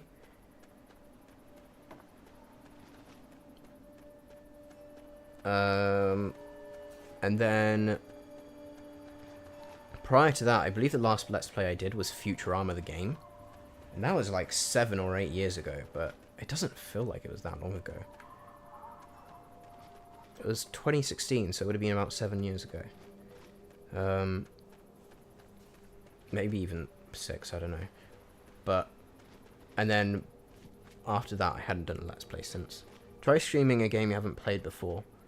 Do a few suggestions. That's the thing, though. It's like, I think the problem was actually streaming games I hadn't played before. Like, my first experience, you know, playing Minecraft was, like, it was during a Let's Play. Well, Minecraft for Xbox, at least. I did have a little bit of playtime with the PC. And my first experience playing Assassin's Creed Revelations and a few other games, there's actually quite a lot of games I attempted to Let's Play, but I came to the conclusion that if I don't finish it, I'll delete it. But I think, like, there were times where just I was playing a game, and I would do a Let's Play of it, but kind of just with the intent to grow, and then I found myself giving up and not wanting to play it anymore. Or then I'd eventually go back to it and just play it, but not, you know, do a Let's Play. And I found myself enjoying it more. That said, I do also remember part of the reason that probably contributed to the reason why I didn't enjoy it so much was actually because when I did Let's Plays, if you go back to the very early versions of my videos, you'll see some of them, a lot of them, they had awful quality for, like, because I used a terrible capture card back then to record my videos. And not only was it a bad capture card, but it was actually a capture card where it couldn't be recorded on the... It didn't appear on the main TV. It couldn't appear on the main TV screen while I was actually recording. Basically, it would... to be fair, one thing... It's funny, because nowadays capture cards, they kind of have a bit of lag when they appear on the monitor, but you see it in real time on the TV. This capture card actually appeared in real time on my computer, but it would be on this really tiny screen, and it would sometimes even have, like, the video be, like, expanded even smaller. And it was really weird. I don't really even know why, but, I just remember when I recorded it, it was just not great. I could barely see the screen. I somehow beat the entirety of Halo 4, but I think back then I was just kind of oblivious to how much it was hurting my eyes and how much I was getting a headache from playing games that way. And it really made the experience a lot less fun, because I often just couldn't see what was on the screen or read what was there. And it's frankly a miracle that I even managed to beat any games at all that way. Eventually I got like an Elgato game capture, and then it was much better from there. And then I got myself a better mic.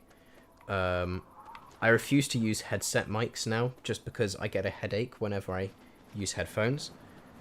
So, it kind of got better from there. But even then, I think it was just detracting from the experience of Let's Plays. And then, eventually, for some reason, my Elgato game capture broke.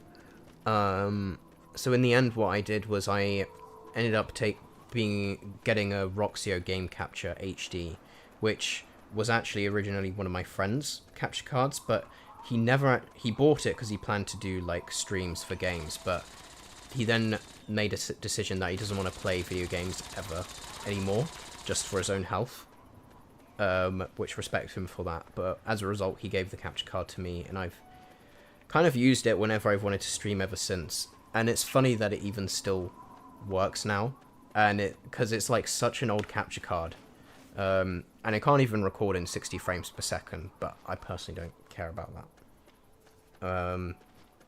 But it's just crazy that it works with OBS in a weird way. You have to do some weird things to get it to work, but it works for just recording game footage in general. And it's really funny and quirky in how it works, and it's just funny running like game recording software that you can tell just from the UI looks like it's just straight out of 2014. Like, it's really funny to look at.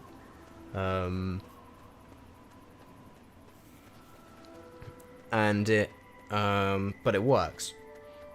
But it's also very quirky, because I've had it with both this computer and my laptop, where I'd record, and occasionally it would just randomly crash. So far, when I've streamed, I've not ever had it crash on stream, which is a miracle. It's only ever crashed before and after. But there'd be times where I'm recording Oblivion gameplay and my computer would crash midway. And thankfully it does save the footage, but it was still a nightmare to then just have to get it up and running. And sometimes it would crash like after 5 minutes, sometimes it'd be a couple hours, but I've not bothered switching because it does work, and it does the job just fine. It records in good quality still, despite how old it is, and you know, it has it appear on the TV and it doesn't affect my experience when playing, so it does the job. And you know, I don't feel the need to invest in a better capture card when it does the job just fine. I've never actually used a capture card. I always just record and stream on one PC. Yeah, obviously if you're playing on PC, it's a much easier experience. But obviously I was playing games that were exclusive on Xbox at the time, like Halo, for example. But I did enjoy, like, I think for me, it's very weird, but for some reason I enjoy playing games more on console than PC, no matter what game it is. Like, I just love playing on console, and there's just an experience I get playing console games that I just cannot replicate on PC. Don't get me wrong, there's a ton of games on PC that I love playing, but I just love sitting on the couch, turning on my console and playing a game. And even when I like use HDMI cable into my laptop to play a game that way and get and then plug in a controller and get the experience that way, it still doesn't feel the same. Like, I've emulated lots of games for the PS2 using a PS2 emulator,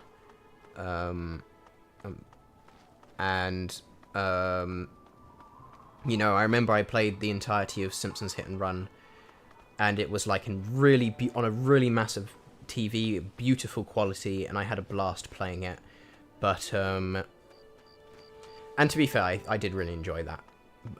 But even then, it still just didn't feel the same as playing it on a PS2, even though the PS2's quality, like, is only as you play it as an adult you realize how terrible the resolution is. But even then, it's just, there's just something so different about playing it on a console compared to a computer.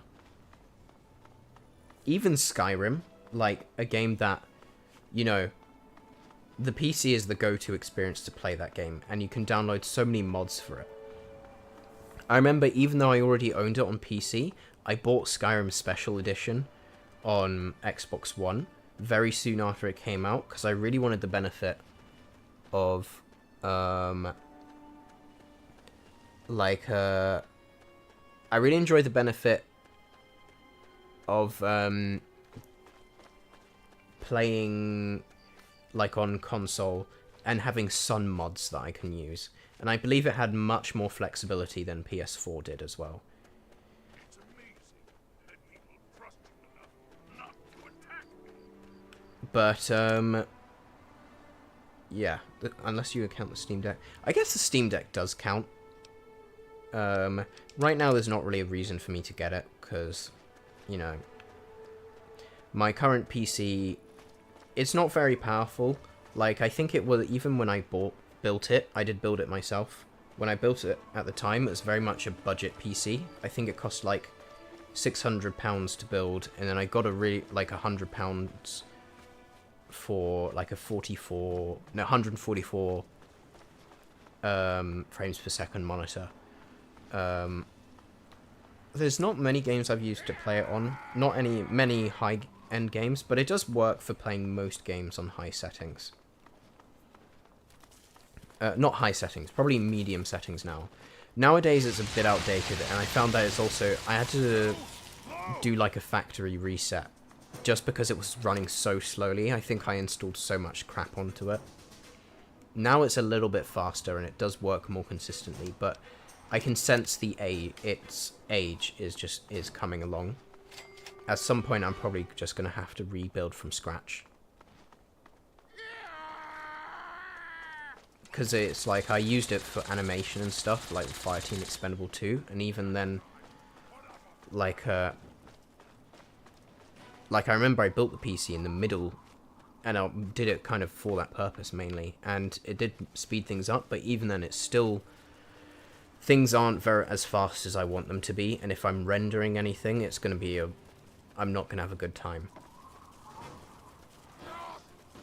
But right now, it's a good enough software that for anything that I do plan to play on, gosh, this guy has a lot of health, that's good. For anything I do plan to play on PC, like, it plays them just fine. And then for Starfield, I just played on Xbox One with Game Pass, because even though it's not actually on Xbox One, you can play Starfield through the Xbox One, through cloud saves, if you have Game Pass. Which I thought was really cool of Microsoft to add. But I did actually, because I did want to install, like, or just like modify with console commands on Starfield. So I used cloud save to then and I installed the game on my computer. And when I actually ran the game, it did run on my PC. It was good enough to run it, and that's despite the fact that it doesn't have a solid state drive, which is part of the minimum specs. And granted, I only used it for console commands, and it was just indoors. I feel like there are many places where it would crash, but it was at least good enough to run the game, and the game didn't even look horrid as well, so I'd say that goes to show that, at the very least, it does pretty well on that front.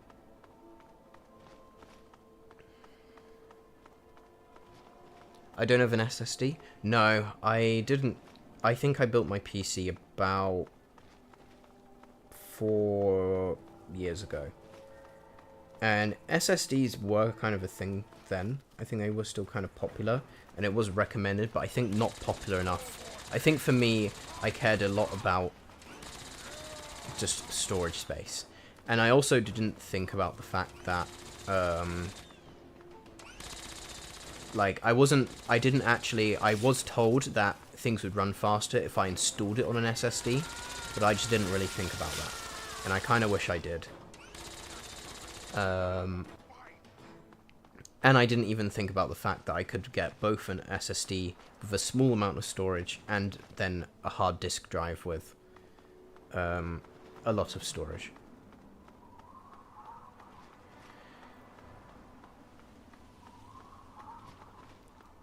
But, you know, the PC's done the job for me.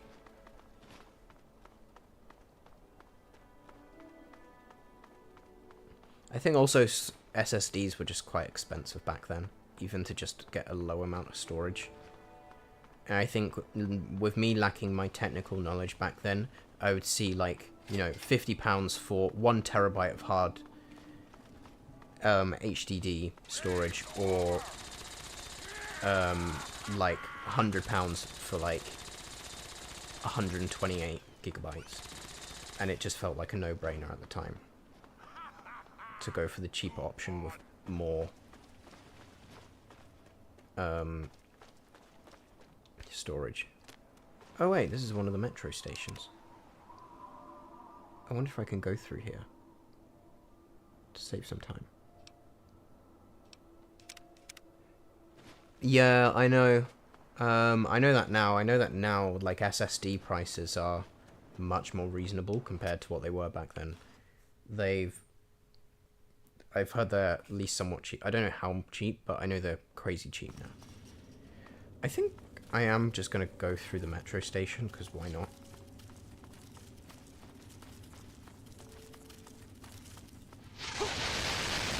Because I feel like I'm still far away enough that no matter where I go, it'll be faster. Also, I'm pretty sure I have been to this place before.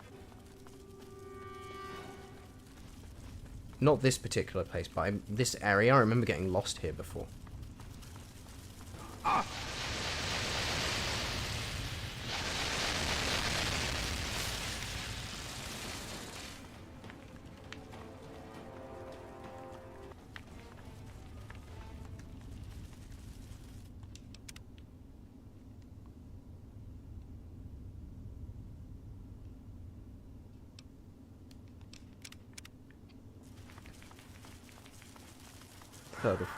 Yeah. Like, I didn't go far in here just because I had so little help, but now I've got a guy helping me, so... Fox, you really need to move faster. You're taking too long to kill the enemies, and they're damaging me quite a bit. That's really cool.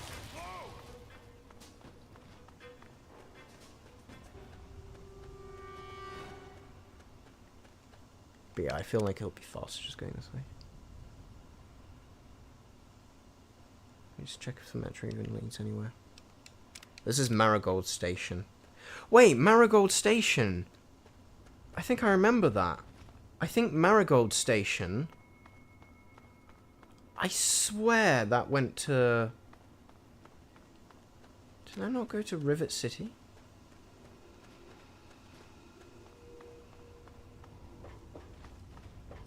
I swear that sounds familiar. Because I did take the metro station from elsewhere before. Check if it goes to the station that's right by... Oh wait, but I'm not going... I don't think I'm going to Rivet City anymore. Either way. There's eastbound.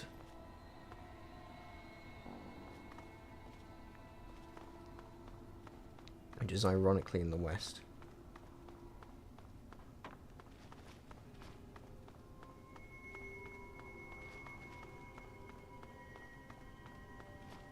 What does this say?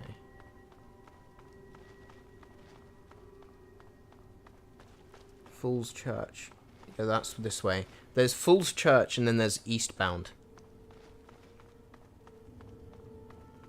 Which is close to your destination, but I'm not sure if you can exit the area. We'll give it a go anyway.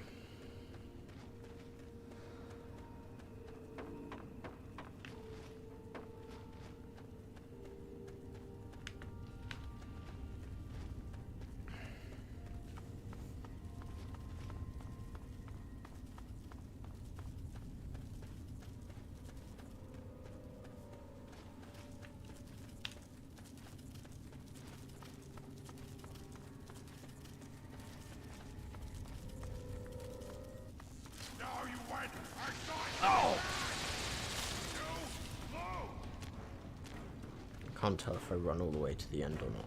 I'm guessing I do.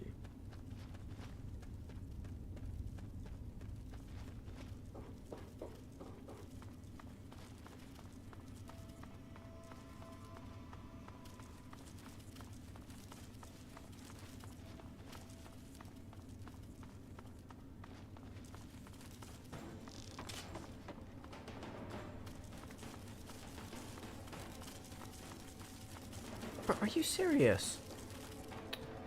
Why are you walking that way? Is this guy actually for real?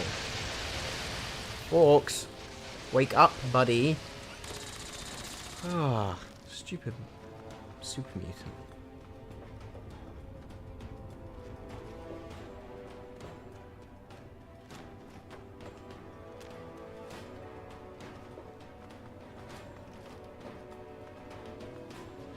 I think this leads to a dead end, possibly. Oh, no, actually.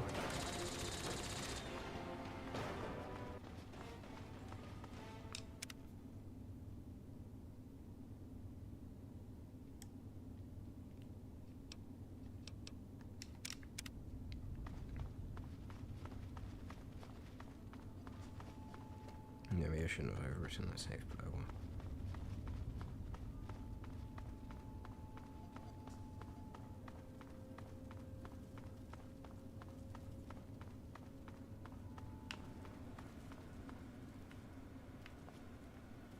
Anyway, I feel like that's not right.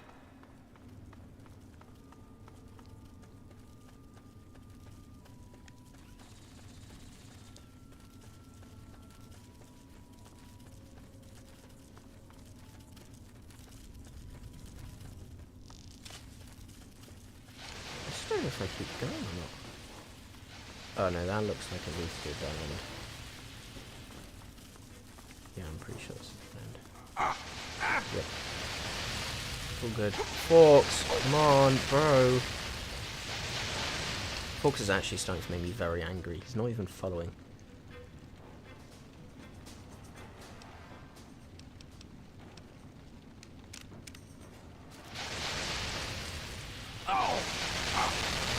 Keep running. I hope Forks gets it together. I can't even see because I'm being embezzled by flames.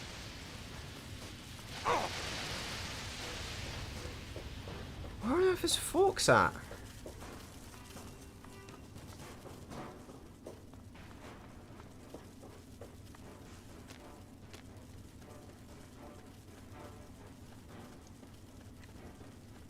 You don't think I'm going the right direction? Are you sure?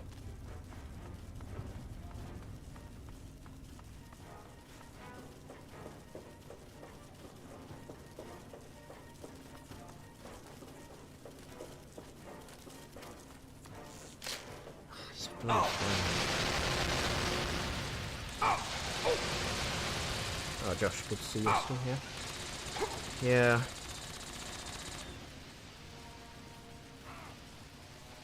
What is Forks doing over there? Oh, I think I've gone around the circles anyway. Okay, who's next? You are useless, Forks, seriously. Somehow he went in a circle.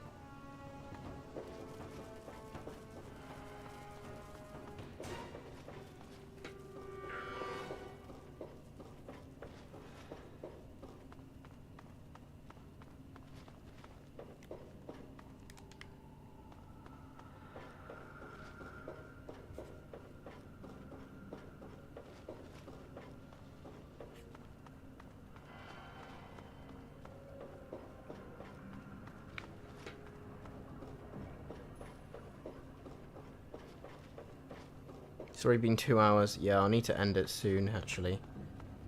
I've been getting so sidetracked. Oh, this is back where you came. At least his enemies are taken care of.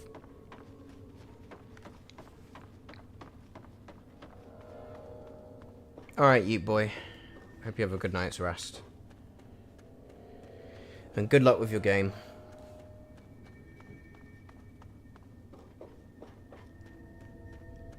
Wait, is this this... Did I make it? Or did I just go back the way I came? Though we may seem safe for the moment, it is fleeting. Oh, I just went round in a circle. Alright, I'm gonna end it there because I've gone round in a circle. My brain's not screwed on straight. So, I'll use whatever last save I was at. Cheers to everyone for watching the stream. Made quite a bit of progress, I reckon. And hopefully we've not got long left until this game's beaten. And yeah. Don't know what else to say actually, but yeah, thank you everyone for watching today, and I'll see you guys in the next one. Have a good one, Josh. See you later.